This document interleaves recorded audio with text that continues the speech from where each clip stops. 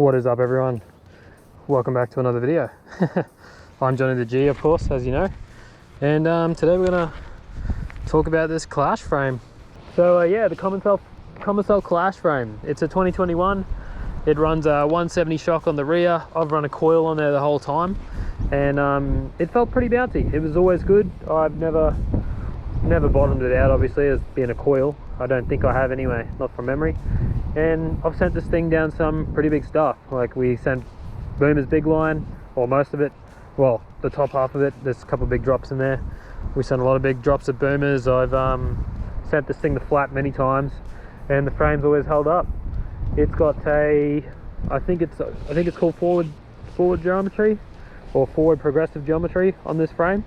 It's quite long. It's quite a long reach to your normal bike. What I can compare it to, as in what I've ridden, how can I compare this bike's reach to other bikes? I've ridden a Santa Cruz Bronson. It was quite more playful in the rear end, but similar size suspension to this bike, and it was pretty good. But this bike definitely felt more plow heavy on the down, so really solid for downhill. It's still sort of playful, not as playful as some other bikes I've had, like yeah, the Bronson, obviously, that I rode, which is Jack's. It was more playful in the rear end. I felt I could feel a lot more kind of more slack, really, when you stood on it, whereas this one felt really full on front, over the top, ready to go downhill, I feel like. So yeah, riding this bike downhill is prime. I've always felt comfortable on any kind of janky downhill, any kind of steep stuff. I just started riding a lot of steep lately, and this thing, I was very confident with it. Whereas the trail bike I used to have, I wasn't, obviously, because different geo and whatnot. I'm starting to learn a bit about that stuff. Climbing on this bike, really good. I felt very well equipped to climb. I had 170 cranks on this. I think I should have 165, but I think the 170s made it a bit easier to climb as well, being a bit longer. I'm not sure if that's a big deal or not. But yeah, the climbing, like the seat tube angle and whatnot on this bike, was perfect for climbing. I always had pretty simple climbs, pretty easy climbs, and we've done some big ones in the time. Comparing it to my XC bike and the trail bike I used to have, this one was still comparable and still good. Obviously the XC bike's made for climbing, but this thing still felt really good on the climbs when I used to swap between them. I didn't really notice too much of a resistance distance difference, or you know, lack of power in the legs or whatnot, or lack of feeling. I never really felt that this bike was much harder than the XC bike, is what I'm trying to say. So yeah, climbing on this bike was really good. This is a 27.5, by the way, I didn't mention that. I think they might come in a mullet or a 29er now, I'm not sure. They might only come in 27s, actually. But yeah, the Clash has been great. I've really enjoyed my time on this. Jumping it was great as well. I've never had any issues jumping this bike. It was always good. Yeah, the geo on it, I'm interested to try out some other bikes now to see if this geo is different to other bikes and whatnot. But yeah, I'm pretty sure this bike's just got a longer reach than most. The top tube angle and all that stuff was, yeah, I don't really know too much about that stuff, so I can't really tell you. But yeah, the forward progressive front geo on these Commencal Clashes felt good.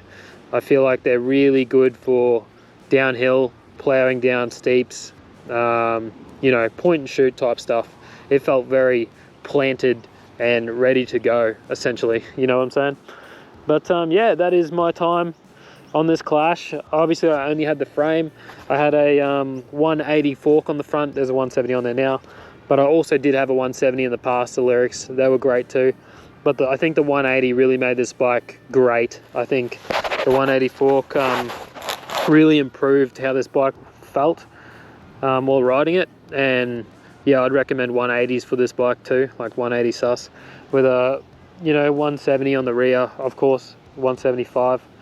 The coil, I'd probably stick with coil with this bike. It felt good.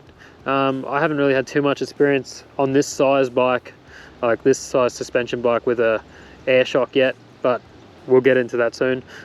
Coming soon. Yeah, overall Really like this frame. It was great.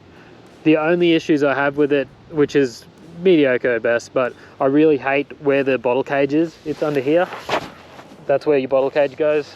As you know, I broke a fidlock recently, and that's pretty much the only bottle cage you can have on this bike is a fidlock. So that's an issue. I really hated that because you can't really, well, I could at times, I could get underneath there, grab the bottle, sorry, drink and put it back, but it was always a mission. That's the biggest con for this bike, is there's no space in here for activities. There's no space for a bottle cage or anything. You can probably get a tube up in there with a strap, but yeah, the bottle cage is a real issue.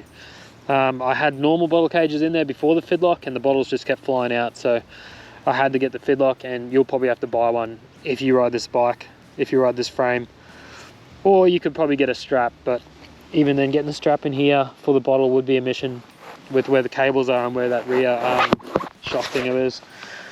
But yeah, I think the bike is quite playful, but it's also very planted, so really a free ride style bike as it's marketed as. Free ride bike. Jumping was, yeah, as I said, great. Ploughing down hills, great. I think that's highly due to the long end, the reach, and the angle of the reach, obviously. Because, like I said, I rode a Santa Cruz Bronson, and it felt very, very like, you know, I don't know, it felt like I was like this, and I was leaned back on the bike, and when I was shooting down hills, it did not feel as good as this thing.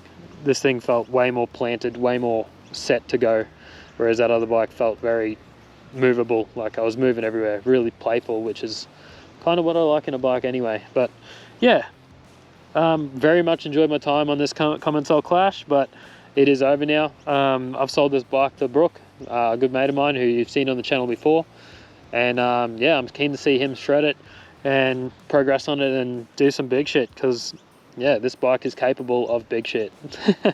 So yeah, that's all I can say about this bike. I think all the other parts on it obviously don't matter, because I've only ridden the frame, and you know, all the other parts, depending on the angles and stuff up there, aren't really a big deal to me anyway. So yeah, Commencal frame, give it a tick, it's great, it was good. Commencal Clash frame, sorry. And yeah, the new colorways look sick in this, by the way, so go have a look at them. But yeah, that's it for this video. Yeah, see you next time, peace.